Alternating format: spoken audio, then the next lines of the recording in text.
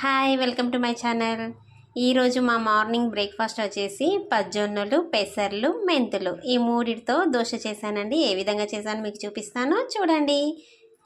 నేనైతే ఈ మూడింటిని 6 to 8 అవర్స్ వరకు నానబెట్టుకొని నైట్ మిక్సీ పట్టి ఓవర్ నైట్ అంతా పక్కన పెట్టేశాను. నెక్స్ట్ డే మార్నింగ్ కల్లా ఈ విధంగా ఫ్లఫీగా పిండి అంతా కూడా మంచిగా పులుస్తుంది. మనకి సమ్మర్లో అయితే పిండి తొందరగా పులుస్తుంది, సో ప్రాబ్లం లేదు. కానీ శీతాకాలంలో, వర్షాకాలంలో కొంచెం పిండి అనేది ఎక్కువగా పులవదు.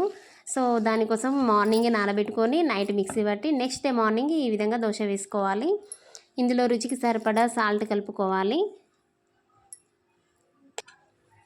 బాగా కలుపుకున్న తర్వాత స్టవ్ ఆన్ చేసుకొని తవా పెట్టుకోవాలి. ఇది నాన్ స్టిక్ పైన కాకుండా తవా పైన అయితే చాలా బాగా వస్తుంది. హీట్ అయిన తర్వాత కొంచెం వాటర్ని చిలకరించుకొని ఆయిల్ స్ప్రెడ్ చేసి దోశ వేసుకోవాలి.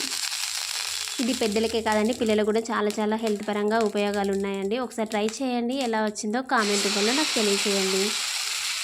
ఈ విధంగా దోశను వేసుకున్న తర్వాత 1 టేబుల్ స్పూన్ వరకు ఆయిల్ని పైన వేసి రెండు వైపులా కూడా కాల్చుకోవాలి.